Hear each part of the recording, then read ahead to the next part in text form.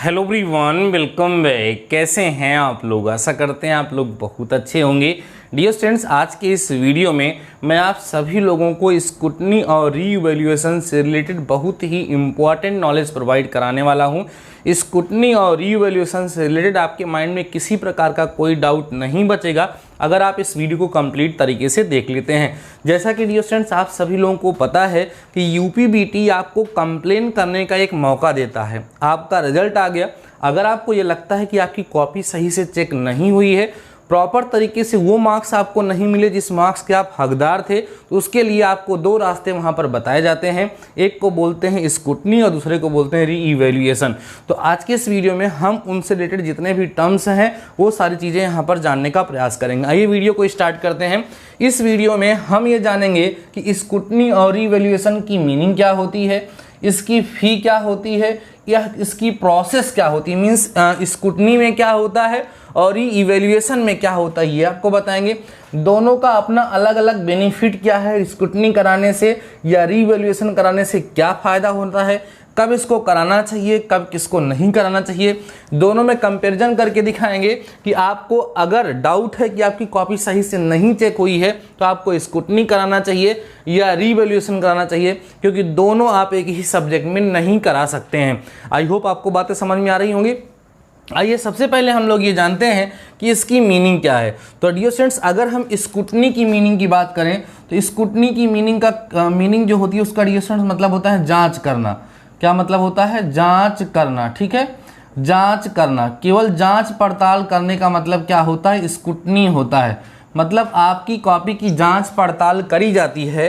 कैसे जांच पड़ताल करी जाती है ये मैं अभी आपको बताने वाला हूँ। रीइवैल्यूएशन, देखो डियर स्टूडेंट, जो रीइवैल्यूएशन है वो इवैल्यूएशन से बना हुआ है। इवैल्यूएशन का मतलब होता है मूल्यांकन करना। मूल्यांकन का मतलब आपकी जो कॉपी चेक करी जाती है उसको आप कहते हैं कॉपी चेक हो रही है, उसी को हम लोग क्या बोलते हैं? इवैल्यूएशन। सटीक वर्ड है तो उसके सामने री लग गया, मीन्स रीवैल्यूएशन का मतलब उसका फिर से मूल्यांकन हो रहा है। तो रीवैल्यूएशन का मतलब क्या होगा डियर स्टूडेंट्स? पुनः मूल्यांकन। जब स्टूडेंट्स ये कहते हैं कि हमारी जो कॉपी का मूल्यांकन हुआ है उसका जो वैल्यूएशन हुआ है वो सही नहीं हुआ है तो उसका फिर से वैल्यूएशन किया जाता है, उसी को हम रीवैल्यूएशन के नाम से जानते हैं। तो आई होप आपको समझ में आ गया होगा। इसका मतलब है कॉपी की जांच पड़ताल करना, इसका मतलब है पूरी कॉपी को फिर से चेक करना। क्लियर है? अब हम बात कर लेते हैं पहले फ़ी की। तो डियर स्टूडेंट्स, मैं यहाँ लिख ही देता हूँ, एक तरफ लिखूंगा स्क्रूटनी, ठीक है, और एक तरफ हम लोग क्या लिखेंगे डियर स्टूडेंट्स? रीइवैल्यूएशन। ध्यान से सुनते चलिएगा, सारी बातें बहुत ही क्लियर तरीके से आपको समझ में आ जाएंगी और ये आपकी जर्नी में आपकी काफ़ी ज़्यादा हेल्प करेंगी। स्क्रूटनी जो है डियर स्टूडेंट्स, अगर हम इसकी फीस की बात करें तो ₹60 पर सब्जेक्ट होता है। अगर आप एक सब्जेक्ट में स्क्रूटनी का फॉर्म फिलअप करते हैं तो एक सब्जेक्ट के लिए आपको ₹60 वहाँ पर पे करना होता है। अगर हम रीवैल्यूएशन की बात करें डियर स्टूडेंट्स तो वो होता है ₹500 पर सब्जेक्ट। एक सब्जेक्ट का ₹500 रीवैल्यूएशन का चार्ज लगता है। तो आप सबसे पहली चीज़ तो ये देख पा रहे होंगे कि स्क्रूटनी का जो चार्ज है वो कम है और रीवैल्यूएशन का चार्ज इससे कंपैरिजन में काफ़ी ज़्यादा है। अब एक बात ये ध्यान रखेंगे कि एक ही सब्जेक्ट में आप रीवैल्यूएशन और स्क्रूटनी दोनों नहीं करा सकते हैं। क्लियर हो गई बातें? तो इसका कम चार्ज है, इसका ज़्यादा चार्ज है, क्यों? आइए इसकी प्रोसेस के बारे में मैं आपको समझाता हूँ। प्रोसेस क्या होती है आप ये समझो। स्क्रूटनी में क्या किया जाता है डियर स्टूडेंट्स? अगर आप सभी लोगों ने अपनी कॉपीज़ को ध्यान से देखा होगा, मैं यहाँ पर स्क्रीन पर आपको दिखा भी रहा हूँ, कुछ कॉलम बना होगा यहाँ पर आप देख पाएंगे। उसमें जब पहली बार आपकी कॉपी चेक होती है तो वहाँ पर सारे कॉलम बने हुए होते हैं। वहाँ पर कौन सी क्वेश्चन का कौन सा पार्ट आपने किया, उसके सामने जो एग्जामिनर्स होते हैं, जो इवैल्यूएटर होते हैं, वहाँ पर आपके मार्क्स को चढ़ाते चले जाते हैं। जब पहली बार आपकी कॉपी चेक होती है और यहाँ नोट कर दिया जाता है। अब यहाँ बगल में देख पा रहे होंगे एक कॉलम और बना हुआ है, आप देखेंगे तो यहाँ पर एक कॉलम और बना हुआ है। उस कॉलम में स्क्रूटनी के लिए ऑप्शन बना हुआ है और वहाँ पर स्क्रूटनी के प्रोसेस में केवल इतना चेक करने के लिए बना हुआ है कि कहीं कोई क्वेश्चन चेक करने में कोई एग्जामिनर भूल तो नहीं। एग्जामिनर मतलब इवैल्यूएटर। जैसे हो सकता है कि आपकी कॉपी कोई टीचर चेक कर रहे थे और कहीं उनसे कोई क्वेश्चन मिस हो गया, वो क्वेश्चन उन्होंने चेक नहीं किया, या हो सकता है कि कॉपी में कहीं उन्होंने चेक तो किया था, नंबर तो दिया था, लेकिन बाद में उसको ऐड करने को भूल गए, तो जब दोबारा स्क्रूटनी होगी तो स्क्रूटनी की प्रोसेस में जो टीचर होंगे केवल आपकी कॉपी को पलटेंगे और देखेंगे कि आपने कितने क्वेश्चंस किए हैं और सारे क्वेश्चन पे नंबर मिला है या नहीं मिला है, और अगर नंबर मिला है तो ऐड हुआ है कि नहीं हुआ है, और अगर नहीं मिला है तो क्यों नहीं मिला है, मिला नहीं है तो उसको वहां पर दे करके और ऐड कर देते हैं। इस तरीके से आपकी कॉपी में ही कॉलम बना हुआ होता है। तो नॉर्मली आपको समझ में आया होगा कि स्क्रूटनी में क्या होता है, केवल आपकी कॉपी में जो क्वेश्चंस होते हैं, जितने आपने क्वेश्चंस अटेम्प्ट किए हैं, उन सारे क्वेश्चंस पे आपको मार्क्स मिला है या नहीं मिला है। किसी क्वेश्चन पे मार्क्स नहीं मिला है, कहीं से मिस हो गया है, तो उसको वहां पर ऐड कर दिया जाता है, या अंदर क्वेश्चन पे मार्क्स मिला है, बाहर वो नहीं चढ़ा, नहीं ऐड हुआ, तो उसको ऐड कर दिया जाता है। बस इतना उसमें किया जाता है, इसलिए इसकी फीस बहुत ही कम होती है। मैंने यहाँ पर आपकी कॉपी की स्क्रीनशॉट भी दिखा दी, बाकी आप पेपर देने जाते हैं तो अपनी कॉपी आप लोगों ने देखा होगा। अब हम बात करते हैं इसकी क्या प्रोसेस होती है, री इवैल्यूएशन में क्या होता है। डियर स्टूडेंट, री इवैल्यूएशन का मतलब ये होता है कि आपकी कॉपी फिर से इवैल्यूएट कराई जाती है, आपकी कॉपी फिर से चेक कराई जाती है। किससे? उसी टीचर से जिन्होंने पहले चेक किया था? नहीं, दूसरे टीचर को आपकी कॉपी दी जाती है, उसका पहला पेज हटा करके उन्हें यह बताया नहीं जाता है कि ये बच्चा कितना मार्क्स पाया है, और उनसे कहा जाता है कि इस कॉपी को आप फिर से चेक करिए। तो वो अपने एंड से कॉपी को फिर से चेक करते हैं। जब कोई दूसरा टीचर कॉपी को फिर से चेक करेगा तो आपके नंबर्स बढ़ भी सकते हैं और आपके नंबर्स घट भी सकते हैं। बात समझ में आ रही है? जब आप स्क्रूटनी कराएंगे तो वहाँ पर जो है चांस कम होता है कि आपके मार्क्स घटेंगे, बढ़ने का चांस ज़्यादा होता है, घटने का चांस नहीं होता है। लेकिन जब आप रीवैल्यूएशन कराएंगे तो उस सिचुएशन में पूरी कॉपी पुनः चेक होती है, और जो नया टीचर आपकी कॉपी को चेक करते हैं उनको ये नहीं पता होता है कि पिछली बार आप कितना मार्क्स पाए थे।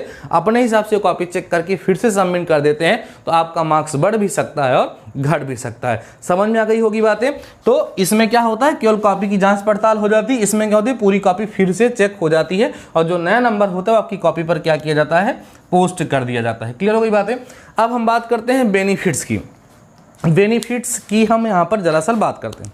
देखो डियर स्टूडेंट्स, है क्या कि अगर आपको लगता है कि हमारे जो इवैल्यूएशन हुआ है हमारी कॉपी का, उसमें 1-2 नंबर का वेरिएशन है या 3-4 नंबर का वेरिएशन है, तो उस सिचुएशन में हो सकता है, बस इतना हो सकता है कि कोई क्वेश्चन का आंसर मतलब आपने सही दिया था, उसको चेक करने में गलती हो गई हो। ठीक है ना? तो उस सिचुएशन में अगर आप स्क्रूटनी का फॉर्म फिलअप करते हैं तो आपकी कॉपी जब फिर से चेक करी जाती है, देखी जाती है, चेक करने का मतलब उसको जब देखा जाता है तो हो सकता है कहीं पर नंबर मिस हुआ है तो वहाँ पर आकर के ऐड हो जाता है। लेकिन अगर आपको ऐसा लगता है कि आपकी पूरी की पूरी कॉपी ही नहीं सही चेक हुई है, आपने 40 मार्क्स का क्वेश्चन करके आया और आपको जो है 15 मार्क्स मिल गया, तब आपको फुल कॉन्फिडेंस है, अरे सर कितना भी तरीके से चेक करें, कितना भी ये दबाएंगे, कितना भी मार्क्स काटेंगे, लेकिन मुझे 30 मार्क्स के नीचे ये दे ही नहीं सकते। उस सिचुएशन में फिर आपको स्क्रूटनी नहीं कराना है, उस सिचुएशन में आपको क्या कराना है, री इवैल्यूएशन कराना है। तो बेनिफिट्स क्या है, दोनों में आपके मार्क्स बढ़ सकते हैं, लेकिन री इवैल्यूएशन में आपके मार्क्स घट भी सकते हैं। समझ में आ गई बातें? अब बात करते हैं कंपैरिजन की। कंपैरिजन, स्टूडेंट्स ये सोचते हैं कि सर जो स्क्रूटनी है वो मात्र 60 रुपये में होती है और जो री इवैल्यूएशन होता है उसके लिए 500 रुपये, तो सर क्यों ना हम स्क्रूटनी ही करा लें। तो स्क्रूटनी में डियर स्टूडेंट्स केवल देखा जाएगा, अब क्वेश्चन नंबर कम या ज़्यादा दिया गया ये उस पर ध्यान नहीं दिया जाएगा, नंबर दिया गया है या नहीं दिया गया बस इतना ध्यान दे दिया जाएगा। मतलब नंबर नहीं दिया गया है तो दे दिया जाएगा, कहीं ऐड करने में प्रॉब्लम है तो उसको सही कर दिएगा, बस इतना ही किया जाएगा, कॉपी चेक नहीं करी जाएगी। तो मैं आप सभी लोगों को ये सजेस्ट करता हूं कि अगर आपको 2-4 नंबर का आगे पीछे लग रहा है उस सिचुएशन में आपको स्क्रूटनी का फॉर्म फिलअप करना चाहिए।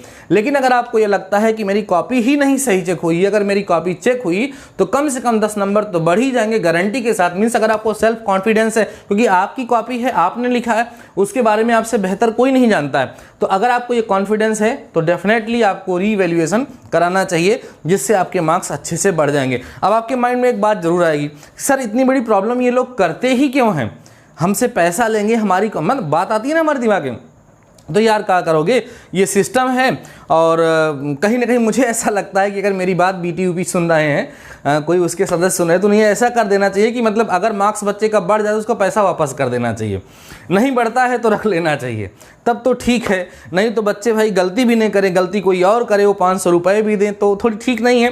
बहरहाल क्या करोगे, प्रोसेस है, प्रक्रिया लंबी होती है, कभी कभी टीचर से गलती हो जाती है या कॉपी को चेक करते समय थोड़ी स्पीड मेंटेन करनी पड़ती है, दिमाग कहीं और रहता है, इधर उधर हो जाता है, इसलिए प्रोसेस बनाई गई है। इस पैसे का क्राइटेरिया इसलिए रखा गया है क्योंकि अगर पैसे का क्राइटेरिया नहीं किया जाएगा तो उन बच्चों को जिनको कॉन्फिडेंस नहीं है ना, वो भी फॉर्म को फिलअप कर देते हैं और फालतू की भीड़ बना देते हैं, तो पता लगा पूरी कॉपी एक बार फिर से टीचर को चेक करनी पड़ जाएगी, तो बहुत ज़्यादा समस्या वहाँ पर हो जाती है। इसलिए पैसे का क्राइटेरिया रखा गया है, बाकी ऐसी कोई बात नहीं है, तो उसको आप दिमाग में नहीं ले जाएंगे। बस ये जो बातें मैंने आप सभी लोगों को बताई, इनको ध्यान में रखते हुए। अच्छा एक बात और, मैंने यहाँ लिखा है बेस्ड ऑन लेटेस्ट अपडेट। मैंने जो कुछ भी आपको यहाँ बताया है ये लेटेस्ट अपडेट है, ऐसा कुछ नहीं है कि सब कुछ पुराना है और सब कुछ मतलब ऐसा है आउटडेटेड है और आपके लिए यूज़फुल नहीं है, ऐसा कुछ नहीं है। जो कुछ भी मैंने बताया है सब लेटेस्ट है और ये अभी आप सभी लोगों के लिए 2022 में एप्लीकेबल है।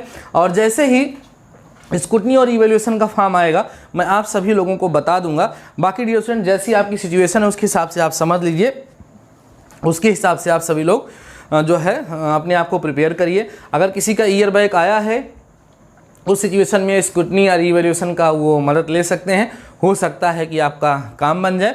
या किसी सब्जेक्ट में अगर आपको लगती है कॉपी नहीं चेक हुई तो रिवैल्यूएट करा लीजिए, नंबर्स बढ़ते हैं, ऐसी बात नहीं है। लेकिन अगर हम बात करें ईमानदारी से कि रिवैल्यूएशन में कॉपी नंबर बढ़ते हैं या स्क्रूटनी में नंबर्स बढ़ते हैं, तो यार अगर ईमानदारी से बात की जाए ना तो स्क्रूटनी में नंबर बढ़ने का चांस बहुत कम होता है, क्योंकि बहुत कम ही ऐसा होता है कि किसी क्वेश्चन पे टीचर नंबर देने के लिए भूल गए। ऐसे ही बच्चों के साथ ये होता है जो कहीं कॉर्नर पे कहीं कोई क्वेश्चन सॉल्व कर देते हैं, ऐसा कोई दिखता नहीं है, बड़ा कंजस्टेड कर देते हैं, ओवर राइटिंग करते हैं, तो कभी कभी ऐसा होता है, स्किप हो जाता है। बाकी स्क्रूटनी में मार्क्स बढ़ने का चांस बहुत कम होता है। लेकिन अगर आपको ये कॉन्फिडेंस है कि आपने अपनी कॉपी को बेहतर तरीके से लिखा है तो यहाँ रिवैल्यूएशन में मार्क्स बढ़ेंगे, डेफिनेटली बढ़ेंगे, क्योंकि दोबारा टीचर उसको चेक करते हैं, तो फिर थोड़ा सा ध्यान से चेक करते हैं, तो वहाँ पर गलती होने के चांसेस कम होते हैं। आई होप आपको स्क्रूटनी और रिवैल्यूएशन का जो मीनिंग है, जो मतलब है, जो प्रोसेस है, वो सब कुछ बेहतर तरीके से समझ में आ गया होगा। अगर आपको किसी प्रकार का कोई डाउट लग रहा है, किसी प्रकार का कोई समस्या है, तो आप कमेंट सेक्शन में कमेंट करिएगा। मैं प्रयास करूंगा कि आपके कमेंट का रिस्पांस दूं या वीडियो के माध्यम से आप सभी लोगों के सलूशन को प्रोवाइड करा दूंगा। डियर स्टूडेंट्स कभी कभी क्या होता है कि मैं सारे कमेंट्स को पढ़ नहीं पाता और 1 बाय 1 करके जवाब देना पॉसिबल नहीं होता है, तो पढ़ करके उस पर एक वीडियो बना करके आप सभी लोगों के डाउट्स को समाप्त करने का प्रयास करता हूँ। इस चीज़ को थोड़ा आप सभी लोग समझेंगे। बाकी डियर स्टूडेंट्स वीडियो अगर पसंद आया होगा तो दिल से लाइक करिएगा, कमेंट सेक्शन में कमेंट करिएगा और नए हो चैनल को सब्सक्राइब जरूर से जरूर कर लीजिएगा। बाकी मिलते हैं नेक्स्ट वीडियो के साथ, नेक्स्ट टॉपिक के साथ, तब तक लिए शानदार रहिए और पढ़ते